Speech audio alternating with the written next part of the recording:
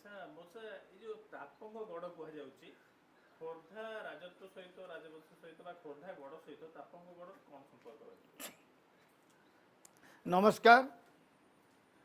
ଆମେ ଆଜି ଇଂରେଜମାନଙ୍କ ଆଗମନ ସମୟରେ ଖୋର୍ଦ୍ଧା ରାଜ୍ୟରେ ଯେଭଳି ଇଂରେଜ ବିରୋଧୀ ସଂଗ୍ରାମ ହେଇଥିଲା ସେ ବିଷୟରେ ଆଲୋକପାତ କରିବା। ପ୍ରଥମେ ଇଂରେଜମାନେ ଯେତେବେଳେ ଖୋର୍ଦ୍ଧା ଆସିଲେ ସେତେବେଳେ ଜୟୀରାଜଙ୍କ ନେତୃତ୍ୱରେ ରାଜବିଦ୍ରୋହ ହୋଇଥିଲା 1804 ମସିହା।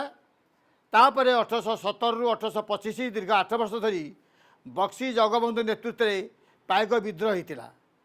ଉଭୟ ବିଦ୍ରୋହରେ ତାପଙ୍ଗ ଦଳବେହେରା ସହଯୋଗ କରିନଥିଲେ। ତାର କାରଣ ସେ ନିଜେ ଶକ୍ତିଶାଳୀ ଥିଲେ। ତାଙ୍କର 4ଟି ଗୁପ୍ତ ଅସ୍ତ୍ରାଗାର ଥିଲା। ତାହା ପୂର୍ବର ଉତ୍କଳ ସମ୍ରାଟଙ୍କ ସମୟରୁ ତାଙ୍କ ଦାୟିତ୍ୱରେ ଥିଲା। ତାପଙ୍ଗ ଏକ ପ୍ରଗଣା, ତା ଅଧୀନରେ 7 ଜଣ ଦଳବେହେରା, 40 ଜଣ ଦଳେଇ ଥିଲେ ଏବଂ ସିଏ ନିଜେ ସଂଗ୍ରାମୀ ଥିଲେ ଏବଂ ଭାବିଥିଲେ ଯେ ଇଂରେଜମାନେ ତାଙ୍କର କିଛି କ୍ଷତି କରିପାରିବେ ନାହିଁ। ଇଂରେଜମାନେ ଭାରି କୂଟ କପଟରେ ନିପୁଣ ଥିଲେ। ପାଇକ ବିଦ୍ରୋହ ପରେ ପରେ ସେ ତାପଙ୍ଗକୁ ଆକ୍ରମଣ କରିବା ପାଇଁ ଚିନ୍ତା କଲେ, ଖଜଣା ଆଦାୟ କରିବା ପାଇଁ ଚିନ୍ତା କଲେ। କିନ୍ତୁ ପାଇକ ବିଦ୍ରୋହ ସମୟରେ ସେ ତାପଙ୍ଗ ବିରୁଦ୍ଧରେ କିଛି ବି କରିନଥିଲେ। ସେତେବେଳେ ସମୟରେ ସେ 1827 ମସିହା ମଇ ମାସ 27 ତାରିଖ ଦିନ ଜଣେ ଦାରୋଗା ଏବଂ ସହିତ 40 ଜଣ ପୋଲିସ ଫୋର୍ସ ନେଇକରି ପହଞ୍ଚିଲେ ଖଜଣା ଆଦାୟ କରିବା ପାଇଁ। ସେଠି ତାଙ୍କର ଯେ ଗୋବର୍ଦ୍ଧନ ବରିଗଞ୍ଜନ ଯେ ଜଣେ ଲୋକ ତାଙ୍କ ଘରେ ପହଞ୍ଚିଲେ। ତାଙ୍କ ସ୍ତ୍ରୀଙ୍କ ନାଁ ହେଉଛି ହାରାମଣି। ତାଙ୍କୁ ଖଜଣା ମାଗିବା ପାଇଁ କହିଲେ, ଖଜଣା ଦେବା ପାଇଁ କହିଲେ। ସିଏ ତାର ପ୍ରତିବାଦ କଲେ, କହିଲେ ଆମର ରାଜା ହେଉଛନ୍ତି ତାପଙ୍ଗ ଦଳବେହେରା, ସିଏ ଆମଠୁ ଖଜଣା ନିଅନ୍ତି, କିନ୍ତୁ ଆମେ କାହାକୁ ଅନ୍ୟ କାହାକୁ ଖଜଣା ଦେବୁନି। ସେ ପ୍ରତିବାଦ କରିବାରୁ ଇଂରେଜମାନେ ସେଇ ସିପାହୀ ତାଙ୍କୁ ଧମକ ଚମକ ଦେଲେ। ସିଏ ଦାଣ୍ଡକୁ ଚାଲି ଯାଇକି ପାଟିକିରି କହିଲେ ଯେ ଇଂରେଜ ଲୋକ ଆସିଛନ୍ତି, ମୋତେ ଏଇଭଳି କହୁଛନ୍ତି। ଯାହାଫଳରେ ସେଠି ଦଳବେହେରା 2 ଜଣ ଲୋକଙ୍କୁ ପଠାଇଲେ। ସେ 2 ଜଣ ଲୋକ ନଳି ବନ୍ଧୁକ ଧରିକିରି ଆକ୍ରମଣ କରିବାକୁ ଗଲେ। ସେ ସରଦା ବନ୍ଧୁକରେ ସେ ମଧ୍ୟ 2 ଜଣ ଇଂରେଜ ସିପାହୀଙ୍କୁ ଆକ୍ରମଣ କରିଛନ୍ତି। ଆଘାତ ପ୍ରାପ୍ତ ହୋଇ ଚାଲିଗଲେ। ସେଠି ଯାଇକିରି ଖୋର୍ଦ୍ଧା କଚେରୀରେ ଯେ ମାଜିଷ୍ଟ୍ରେଟ୍ ଥିଲେ, ଜିଲ୍ଲା ମାଜିଷ୍ଟ୍ରେଟ୍ ୱିଲକିନସନ୍, ତାଙ୍କୁ କହିଲେ। କହିଲା ପରେ ସେ କଟକରେ ଯେ କମିଶନର ଥିଲେ ହାରକୋର୍ଟ, ତାଙ୍କୁ ଜଣେଇଲେ। ସେ କହିଲେ ଚାଲ ଆମେ ତାଙ୍କୁ ଜଣେଇଦେବା, ସେ ବଡ଼ ଭୁଲ କରିଛନ୍ତି। ସେ ଦଳବେହେରା ସିଏ ଆମ ଇଂରେଜ ଫୌଜଙ୍କୁ ଗୁଳି ମାରିଛନ୍ତି, ଧମକ ଦେଇଛନ୍ତି, ତାଙ୍କୁ ଗୋଟେ ନୋଟିସ୍ ଦିଅ। ତାଙ୍କୁ ଗୋଟେ ନୋଟିସ୍ ଦିଆଗଲା। ସେ ନୋଟିସ୍ ଦେଲା ପରେ ସେ ନୋଟିସ୍ ସେ ଚିରି ଦେଲେ। କହିଲେ ମୁଁ କାହା ଅଧୀନରେ ନାହିଁ, ଆଉ ନିଜ ଶକ୍ତିରେ ମୁଁ ଶକ୍ତିଶାଳୀ। ଏଇଭଳି ଧମକ ଦେଇକି ଚାଲିଗଲା ପରେ କହିଲେ ଆଙ୍କୁ ଜବତ କରିହେବନି, ଆଙ୍କ ଯୁଦ୍ଧ କରିବାକୁ ପଡ଼ିବ। ସେଠି ଯୁଦ୍ଧ କରିବା ପାଇଁ ସ୍ଥିର କରାଗଲା। ସେଠି ଆମର ଗୋଟେ କାଞ୍ଜିଆଗଡ଼, କାଞ୍ଜିଆଗଡ଼ ଠାରୁ ତାପଙ୍ଗ ଏଇ ମଝିରେ ଗୋଟେ ଅଛି କାଣ୍ଡ ଗୋଦା। ଗୋଦା ଅର୍ଥ ଗୋଟେ ଗଲି ରାସ୍ତା। ଜଙ୍ଗଲ ଭିତରୁ ଥାଇକିରି ଲୋକମାନେ ଯେଉଁଠି ସବୁ ମାନେ ସର ମାରିବେ, ସେ କାଣ୍ଡ ମାରିବେ, ସେଥିପାଇଁ ତା ନାଁ ହେଉଛି କାଣ୍ଡ ଗୋଦା। ସେଇ ଜାଗାରେ ଯୁଦ୍ଧ ପାଇଁ ସ୍ଥିର କରାଗଲା।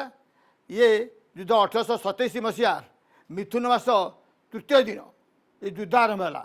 ଏ ଯୁଦ୍ଧରେ ସେଥିରେ ମଧୁସୂଦନ ବିପ୍ର ଯିଏ ଲେଖିଛନ୍ତି ଫିରିଙ୍ଗଳି ଭାରତ, ସେ ପ୍ରତ୍ୟକ୍ଷଦର୍ଶୀ। ସିଏ ଲେଖିଛନ୍ତି ଯୁଦ୍ଧରେ କିଭଳି ଭାବରେ ଗତି କରୁଥିଲା। ଏ ଯୁଦ୍ଧରେ 7 ଦିନ ଯୁଦ୍ଧରେ ପ୍ରଥମ ଦିନ ଯୁଦ୍ଧରେ ଯେ ଦଳବେହେରା ରହିଲେ ଏବଂ ସେ ତାଙ୍କର ଯେଉଁ ରହିଛି ଝିଙ୍କିଝାରି, ତାର ଧନଞ୍ଜୟ ଶ୍ରୀଚନ୍ଦନ ସେନାପତି ଭାବରେ ଯୁଦ୍ଧ ଆରମ୍ଭ କଲେ। ବିଭିନ୍ନ ପ୍ରକାର ଯେଉଁ ରହିଛି ପାରମ୍ପରିକ ଅସ୍ତ୍ର ଧରି ଯୁଦ୍ଧ କଲେ। ଇଂରେଜମାନେ ବନ୍ଧୁକ ସାହାଯ୍ୟରେ ବି ଯୁଦ୍ଧ କଲେ। କିନ୍ତୁ ଉଭୟ ପକ୍ଷରୁ ମୃତାହତ ହୋଇଥିଲେ ମଧ୍ୟ ଇଂରେଜମାନଙ୍କ ସୈନ୍ୟ ଅଧିକ ସଂଖ୍ୟାରେ ମରିଥିଲେ। ପ୍ରଥମ ଦିନ ଗଲା, ଦ୍ୱିତୀୟ ଦିନ ଯୁଦ୍ଧ ବି ଚାଲିଲା। ତୃତୀୟ ଦିନ ଆଙ୍କର ଯେ ଦାୟିତ୍ୱରେ ଥିଲେ ଦଳବେହେରାଙ୍କର, ସିଏ ମଧୁସୂଦନ ପଟ୍ଟନାୟକ, ତାଙ୍କର ଦଧ୍ୟ ମାଛାଗଡ଼ିଆ, ସିଏ ତାଙ୍କର ବୁଝାବୁଝି କରୁଥିଲେ। ସିଏ ସେଠୁ କହିଲେ ଯେ ଇଏ ଦେବୀ ହସ୍ତେଶ୍ୱରୀଙ୍କ ବଳରେ ବଳିୟାନ, ଆଙ୍କୁ ଯୁଦ୍ଧରେ ପାରି ହେବନି ଏବଂ ଆଙ୍କ ସହିତ ତାଙ୍କର ଯେଉଁ ଅସ୍ତ୍ରାଗାର ରହିଛି ତାକୁ ମାରା କରିବାକୁ ପଡ଼ିବ। ଷଣ୍ଢ ରକ୍ତରେ ଗୁଳି ଦେଇକିରି ତାକୁ ମାରା କଲେ ସେ ପରାସ୍ତ ହେବେ। এই କଥା ସେ ଜଣେଇଲେ। ତୃତୀୟ ଦିନ ଯୁଦ୍ଧ ଗଲା। ଚତୁର୍ଥ ଦିନ ଯୁଦ୍ଧରେ ମଧ୍ୟ ବି ଇଂରେଜମାନେ ବହୁତ ସମୟରେ ପରାସ୍ତ ଦେଲେ। ଯୁଦ୍ଧ ଚାଲିଛି।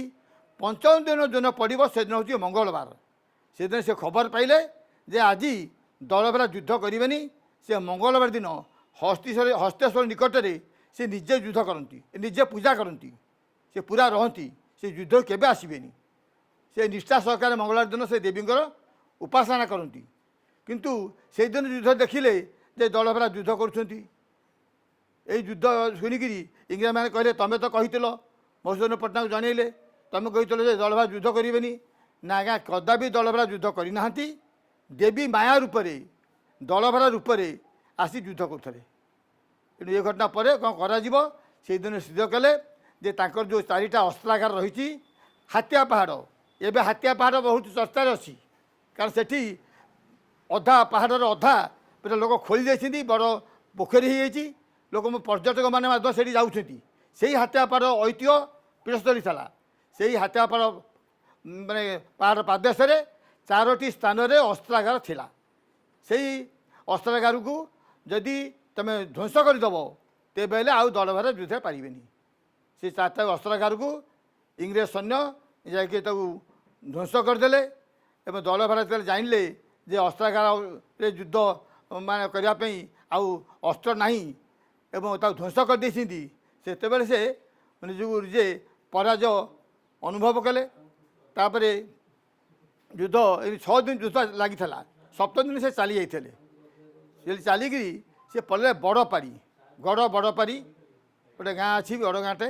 ସେ ତାଙ୍କ ଶ୍ୱଶୁର ଘର ଭ୍ରମରବର ରାୟ ତା ସାଙ୍ଗିଆ, ସେ ସେଠି ଯାଇକି ଆଶ୍ରୟ ନେଲେ। ତାପରେ ଜଣାପଡ଼ିଲା ଯେ ତାଙ୍କୁ ଧରି ହେଉନି। ସେଇଠୁ ସେ 3-4 ମାସ ରହିଲେ।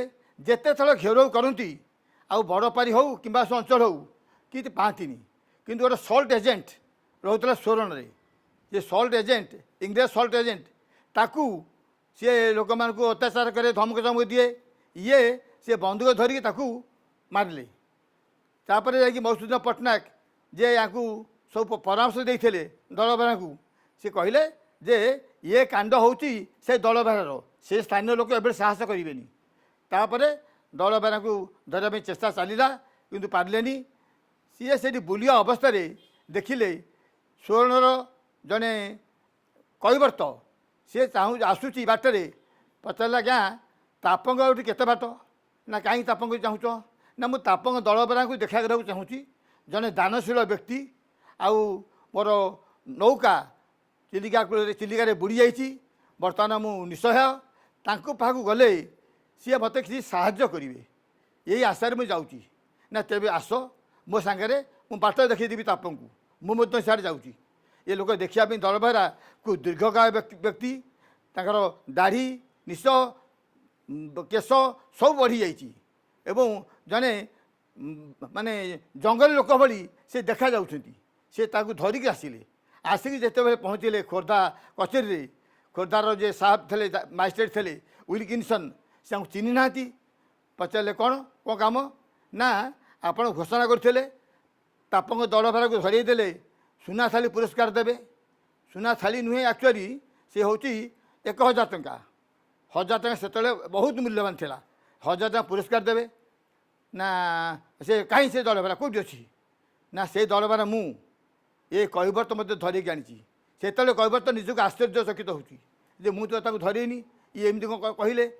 ଏସବୁ ଜାଣିଲା ପରେ ପ୍ରକୃତରେ ସେ ଦଳବେରା କି ନାହିଁ ବୁଝିବା ପାଇଁ ସିଏ ପଚାରିଲେ ମଧୁସୂଦନ ପଟ୍ଟନାୟକକୁ, ତମେ ଇଏ ଦଳବେରା? ନା ଆଜ୍ଞା ସେ ଦଳବେରା। ଯେତେବେଳେ ଜାଣିଲା ପରେ ସେ କହିଲେ ମୁଁ କ'ଣ କରିବି?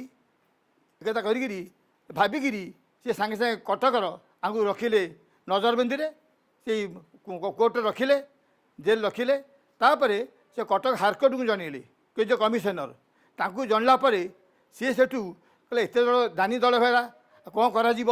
ସେତେବେଳେ ଗଭର୍ଣ୍ଣର ଜେନେରାଲ ଥାନ୍ତି ଲର୍ଡ଼ ୱେଲସେଲି, ସେ ହେଉଥିଲେ କଲିକତାରେ। ଯେଉଁ କଲିକତା ସେତେବେଳେ ଥିଲା ଭାରତର ରାଜଧାନୀ। ଲର୍ଡ଼ ୱେଲସେଲିଙ୍କୁ ଖବର ଦିଆଗଲା ଯେ ଆମେ କ'ଣ କରିବୁ? ସେ କହିଲେ ନାହିଁ, ଯଦି ସେ ଜଣେ ଦାନଶୀଳ ଦଳବେରା ଏବଂ ଆମେ ତାଙ୍କୁ ସେ ଏଭଳି ଜଣେ ମହାନ ବ୍ୟକ୍ତିକୁ ଆମେ କେବେ ଜେଲ୍ ଦଣ୍ଡ ଦେବାନି, ତାଙ୍କୁ ଶାସନ ମାନେ ତାଙ୍କୁ ବିଦାୟ ଦିଅ, ତାଙ୍କୁ ଛାଡ଼ି ଦିଅ, ତାଙ୍କୁ ଛାଡ଼ି ଦେଇଥିଲେ। ସେଇ କଥା ତାପଙ୍ଗ ଦଳବାଲାଙ୍କର ଏଇ ଯେଉଁ ମହାନ ବୀରତ୍ୱ ଏବଂ ଦାନଶୀଳତାକୁ ନେଇକରି ଗୋଦାବରୀଶ ମିଶ୍ର ଲେଖିଥିଲେ ନିୟମର ମୁଣ୍ଡ ବଳି। ସେଇ କବିତା ପାଠ ପଢ଼ା ଯାଉଥିଲା ସ୍କୁଲମାନଙ୍କରେ, ପାଠ୍ୟକ୍ରମରେ ଥିଲା, ତାହା ସମସ୍ତଙ୍କ ଦୃଷ୍ଟି ଆକର୍ଷଣ କରିଥିଲା। ଆଉ ତାପଙ୍ଗ ଦଳବାଲାଙ୍କୁ ଆମେ ସଦାବେଳେ ମନେ ରଖିବା ତାଙ୍କର ବୀରତ୍ୱ ପାଇଁ ଏବଂ ତାଙ୍କର ଦାନଶୀଳତା ପାଇଁ, ଏବଂ ତାଙ୍କର ଯେଉଁ ପାଇକ ବିଦ୍ରୋହ ପରେ ପରେ ସେ ଯେଭଳି ସଂଗ୍ରାମ କରିଥିଲେ, ପ୍ରତ୍ୟେକ ସଂଗ୍ରାମ ଦୀର୍ଘ 6 ଦିନ ଧରିକିରି ତାହା ଅବିସ୍ମରଣୀୟ ରହିବ।